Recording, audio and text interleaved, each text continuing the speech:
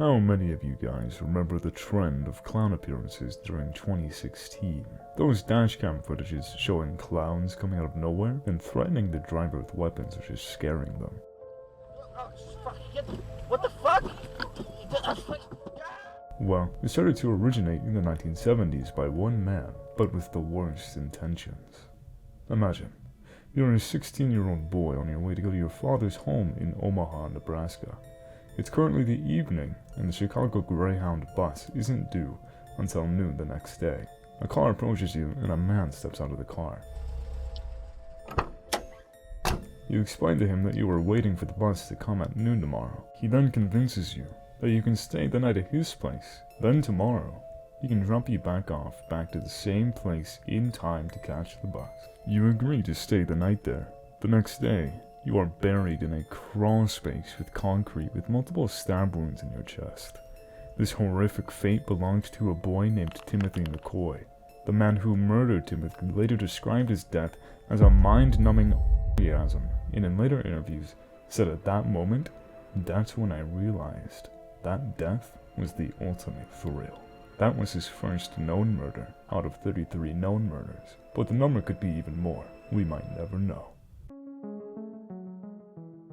John Wayne Gacy, born in 1942 to a Catholic family, and didn't have the best of childhoods. His father, an alcoholic, verbally and physically abused the family. One of Gacy's earliest memories was his father beating him at the age of 4 for accidentally disarranging car engine components. Gacy would also be known to fondle with other young girls, and it wasn't long until a family friend began to occasionally molest Gacy. Gacy loved his father, but never felt good enough in his eyes. Gacy was overweight and unathletic due to a heart condition that would lead him to have blackouts during sports, and estimated that during the ages of 14 through 18, he spent almost a year in the hospital, and his condition was never diagnosed. There was this club that was called the Jolly Joker Clown Club. Its members regularly performed at fundraising events and parades, and also entertained hospitalized children. In late 1975, Gacy joined this club and created his own characters he would dress up as, such as Pogo the Clown and Patches the Clown, where Pogo is described as the happy clown, and Patches as the more serious one. Gacy also started a part-time business called PDM, standing for Painting, Decorating, and Maintenance. Gacy later quit his full-time job to go all into his business. Soon his business was succeeding, with him working 16 hours a day, and his business reaching $200,000 in annual revenue. Much of the workforce of PDM, his business, consisted of high school students and young men. Not surprising. He would often proposition his workers for sex or sexual favors in return for lending his vehicles, promotions, or financial assistance.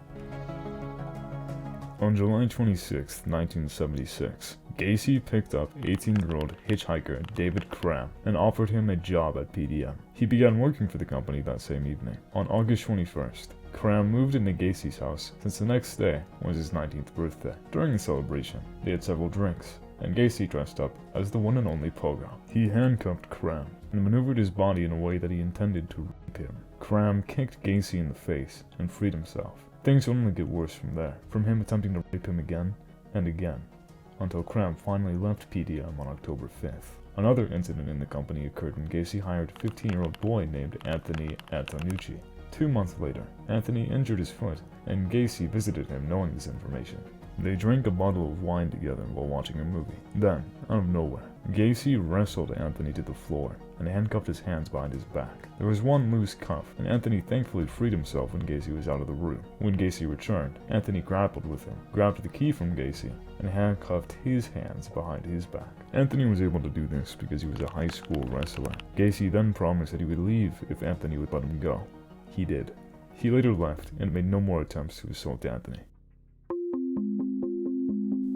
Timothy McCoy was Gacy's first murder, as explained in the intro of this video. From this incident, Gacy was obsessed with killing, and what better targets than his young employees. On July 31st, 1975, a young man named John Bukovich disappeared. A day before his disappearance, John confronted Gacy for outstanding pay. John's parents knew about this, which is why they first thought John ran away. Over the coming years, they knew Gacy was the main contributor to John's disappearance. Gacy later admitted he saw John exiting his car the day after the confrontation. Getting his attention, he said that he wanted to talk to John about something. He invited him back to his home, where he was later cuffed and suffocated him to death, later burying him in his garage. There have been 30 or so more cases of this man doing these horrific acts to other young children. Saying that he is a monster is a huge understatement. John Wayne Gacy was later arrested after a long and hard investigation of the murders on December 21st, 1978. There, he later confessed to everything he had done ever since his first assault. He later spent over 300 hours with the doctors at the Menard Correctional Center, where he underwent a variety of psychological tests to determine he was mentally competent to stand trial. He even tried to convince the doctors that he had a multiple personality disorder. His lawyers advised Gacy to plead not guilty by reason of insanity.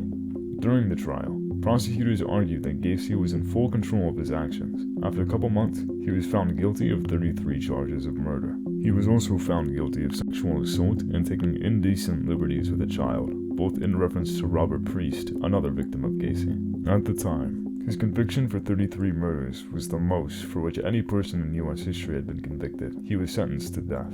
His last meal was a bucket of KFC, French fries, a dozen deep-fried shrimp, fresh strawberries, and a Diet Coke.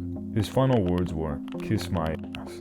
Gacy's death was confirmed on May 10, 1994. His brain was removed for study for the mental illness and personality trait study. I hope you guys somewhat enjoyed this type of video. And if you guys want more of these types of videos, subscribe to be the first ones to be notified about new videos being released. With that, I hope you guys have an amazing rest of your day. Good night.